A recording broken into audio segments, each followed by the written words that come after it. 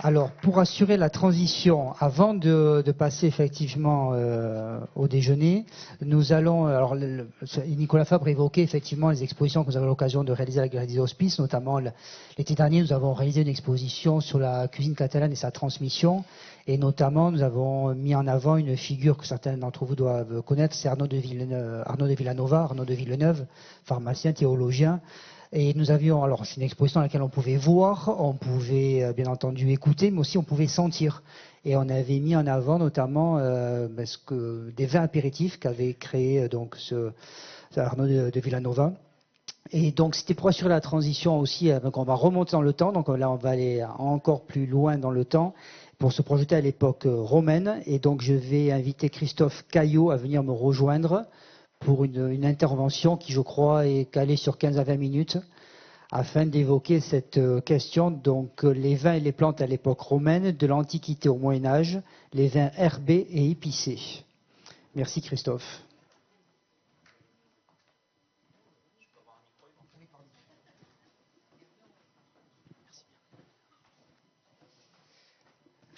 Bonjour à toutes et à tous. J'ai la lourde charge de terminer cette matinée pour de bon. On a annoncé la fin de la matinée un peu trop vite. Vous avez été réjouis. Je sais que c'est le moment où tout le monde a faim et tout le monde a soif. J'aimerais donc être concis, mais j'aimerais aussi remercier très rapidement la commune et la municipalité de Canet-en-Roussillon pour l'accueil. Tous les services, merci à vous, merci d'assurer aussi cette journée et voilà, un grand merci à vous, un merci aussi à la grande organisatrice Viviane Coursière pour ces 2 jours. Merci aussi, un salut à notre présidente Nathalie Kaltenbach, présidente d'Itervitis France, et à notre présidente européenne Emanuela Panke aussi. Donc moi je travaille au musée et site Gallormansa en Mangal, c'est un musée qui est situé donc au sud de Lyon. Très rapidement pour vous dire que c'est un des plus grands musées d'archéologie en France, et donc on a un lien aussi avec Itervitis depuis déjà quelques années, puisque nous avions été lauréats des Itervitis Awards en 2018 pour notre événement Vinalia, que depuis nous faisons partie aussi du comité scientifique d'Itervitis Remsivitis, et que nous sommes engagés aussi parallèlement, c'est un petit peu lié aussi par rapport au sujet d'aujourd'hui, à un projet d'inscription au patrimoine mondial de l'UNESCO des vignobles du nord de la vallée du Rhône, et nous faisons partie de du comité scientifique de ce projet. On va passer à la diapositive suivante, à moins que ce soit moi qui ai la main, c'est ça? Oui, c'est moi qui ai la main. Ok, hop, je me déplace. Voilà. Alors, très rapidement, comme Nicolas l'a dit, un petit retour en arrière. On va refaire un bond de 10 000 ans en arrière à peu près, puisque c'est la date qu'on retient en général quand on veut parler des premières traces de domestication de la vigne, qui sont présentes vraisemblablement donc dès cette époque dans la partie du Caucase, entre l'Arménie, l'Azerbaïdjan et puis la Géorgie. Et justement, la Géorgie, vous voyez ici, avec donc des attestations archéologiques qui remontent à moins 6000 avant Jésus-Christ. Donc on est sur les sites de Choulav et Rigora, on est au sud de la capitale, Tbilissi. On a également des attestations archéologiques sur le site d'Adjifirous Tepe, donc qui est sur les monts Zagros, donc en Iran. À Aréni, donc là on est du côté de l'Arménie évidemment, et puis plus proche de nous aussi quand même des attestations de vinification et de domestication de la vigne sur le site de Dikilitash qui est dans le nord de la Grèce. Donc comment on a aussi retrouvé des traces de vinification? Tout simplement en faisant des analyses chimiques dans certaines céramiques. C'est le cas ici sur des céramiques qui ont été retrouvées donc sur les sites que l'on a du côté de la Géorgie. Vous noterez d'ailleurs quelques représentations de grappes de raisin sur la partie supérieure de ces grosses jarres qui pouvaient contenir plusieurs dizaines de litres de vin, et qui ont livré aussi des traces de vin, comme c'est le cas d'ailleurs sur ces céramiques retrouvées du côté de l'Iran, avec des analyses chimiques qui ont mis en évidence la présence de molécules de résidus de tartrate de potassium, qui est un des marqueurs connus du vin, mais aussi, c'est ce qui nous intéresse le plus aujourd'hui, d'un dérivé de végétal, de plantes, donc à travers la molécule de résine de térébinthe. C'est très important, cette résine de térébinthe, en fait, elle a des effets antiseptiques, et donc on voit que dès les premiers temps en fait, du vin, eh bien, en fait, les hommes ont cherché certainement à le conserver le plus longtemps possible, puisque vous le savez que le vin, son destin, si on ne le traite pas d'une certaine manière, c'est de tourner vinaigre. Et donc, très rapidement, les hommes ont su, en rajoutant des plantes ou des produits, des sous-produits de plantes, eh bien, arriver à pérenniser donc, cette boisson. Alors, je vais assez vite, simplement pour vous dire qu'il y a effectivement des écrits importants, notamment sur cette association entre vin et plantes. Et les premières attestations qu'on va retrouver, c'est chez Homère quand même, excusez du peu, donc avec notamment l'évocation du kykéon. C'est une sorte de boisson à base de vin dans lequel on peut rajouter des céréales, mais aussi des plantes, qui est évoqué aussi un petit peu plus tard, donc ça c'est dans l'Iliade, mais qui est évoqué aussi dans l'Odyssée avec Ulysse lorsqu'il arrive chez Circé. Hippocrate, qui est considéré comme le père de la médecine, qui va aussi, lui aussi s'intéresser à cette association entre vin et plantes, qu'on va retrouver encore un petit peu plus accentuée chez Théophraste, donc, qui est un contemporain d'Alexandre le Grand, qui est créé au IVe siècle avant Jésus-Christ, qui est un des premiers botanistes de l'histoire, voilà, qui met en évidence l'importance de l'observation directe. Et là aussi, donc, on a des témoignages qui sont intéressants. Concernant l'époque romaine, alors on va voir que, notamment chez ce qu'on appelle les agronomes, donc le premier et un des plus importants, c'est Caton, qui est créé au IIe siècle, mais aussi Columelle, qui est lui aussi qui nous livre ses ouvrages au 1er siècle après Jésus-Christ. On voit aussi en fait que ce sont des écrivains, des auteurs qui se sont beaucoup intéressés au vin. Et qui vont mettre en avant en fait l'importance justement de certaines plantes ou de certaines préparations, encore une fois pour la préservation du vin, hein, et pas seulement pour l'aromatisation. C'est le cas de Pline l'Ancien aussi, qui consacre tout un livre, le livre 14, donc à évoquer la vitiviniculture. Et puis je terminerai par rapport à l'époque romaine, en tout cas pour ces auteurs-là, par Apicius. Voilà, on l'a repris dans le titre de ce colloque. Apicius, c'est un gastronome qui a une existence bien réelle, certainement au 1er siècle après Jésus-Christ, mais auquel on associe en fait des écrits qui remontent plutôt au 4e siècle, 4e, 5e siècle, qui sont une compilation de recettes. Alors c'est vrai qu'Apicius, il est connu parce qu'il avait énormément d'argent, donc il était en capacité d'organiser des banquets avec des mets assez exotiques, comme des talons de chameau, des langues de rossignol, des tétines de truies farcies, etc. Voilà, je vous en passe, et des meilleurs. Et puis, en fait, c'est vrai qu'il a contribué aussi à fausser un petit peu l'image que l'on avait du vin à l'époque romaine. Pour les contemporains, c'est-à-dire que très souvent dans les recettes d'Apicius, ce vin, on va y rajouter en fait des plantes, on va y rajouter des aromates, etc., etc. Et donc, dans l'imagerie populaire et l'imagerie commune, c'est ce qu'on retient en fait. Alors que c'est pas du tout forcément l'aspect que le vin romain avait à l'époque. On a dans les textes de Columelle et de Pline des choses qui sont plus intéressantes que ce qu'on retrouve chez Apicius. Et puis là, je ne vais pas m'attarder trop longtemps sur la partie médecine, simplement pour vous dire que les médecins, notamment dès le IIe siècle à Rome, des médecins d'origine grecque vont avoir une importance capitale dans le classement des vins. Voilà. On sait que déjà, dès cette époque-là, il y a une sorte de classement qui va s'établir, une hiérarchie des vins, et c'est les médecins qui vont grandement y participer, et ils vont associer chaque vin en fait à des maux, à des maladies différentes, et donc les prescrire pour soigner ces maladies. Et donc Asclépate de Bithynie est un de ces médecins à la fin du IIe siècle avant Jésus-Christ. Mais on a aussi Cels qui lui est plutôt un encyclopédiste, mais dont on a retenu essentiellement les ouvrages sur la médecine, qui écrit à peu près sous Tibère dans les années 30. Dioscoride, qui est un personnage très important, un auteur très important, qui est un petit peu le père de la pharmacie, de la pharmacopée, qui a son ouvrage, son œuvre va perdurer dans le temps et va inspirer justement les pharmacopées médiévales, orientales, etc.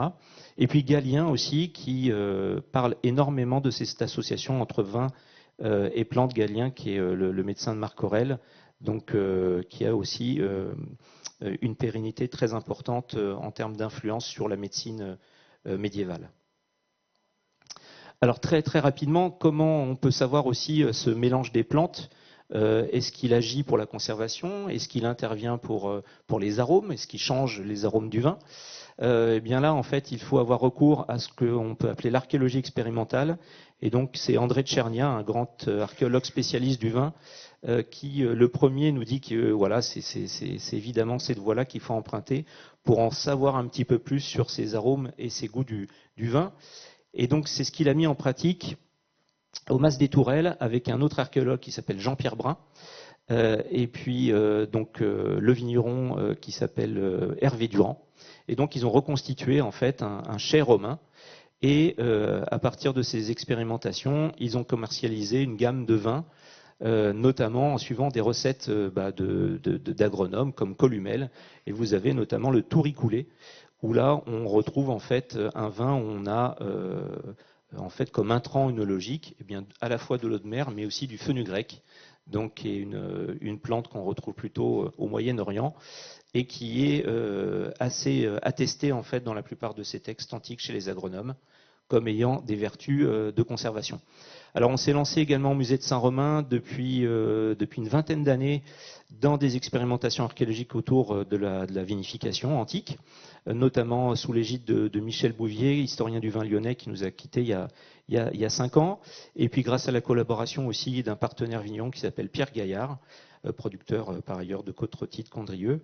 Et donc en produisant ces expérimentations, on va créer des vins pédagogiques qui nous permettent aussi du coup de toucher le public du musée, de l'initier à ces arômes. Voilà, on parlait tout à l'heure d'expérience au niveau du sensible, de l'accessibilité par l'expérience.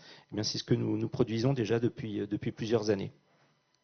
Notamment à travers des événements, je l'ai évoqué tout à l'heure, les Vinalia, donc un événement qui à la base reconstitue les vendanges à l'époque romaine, mais depuis on a vraiment élargi en fait la thématique avec voilà, une évocation de toute la gastronomie, de tous les artisanats qui tournent autour du vin, autour de l'alimentation dans l'Antiquité.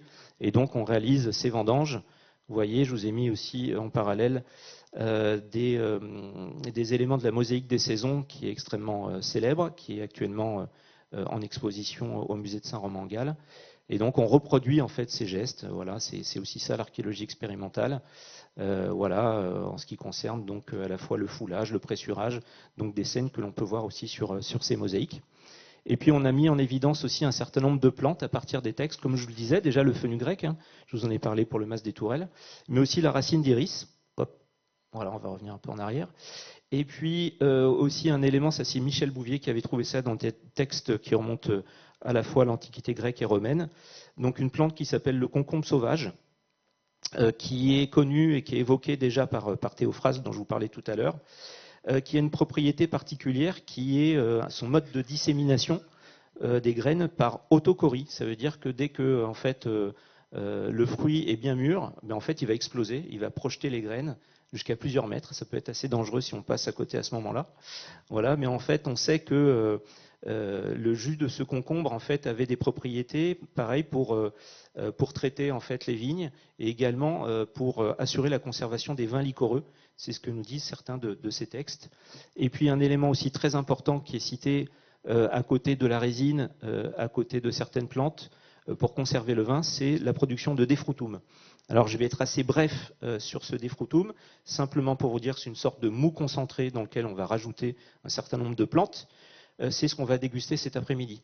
Voilà. Donc je vais garder un petit peu le suspense. Je vous montre juste quelques étapes de la préparation que nous avons réalisée en septembre dernier, exprès pour notre journée d'aujourd'hui.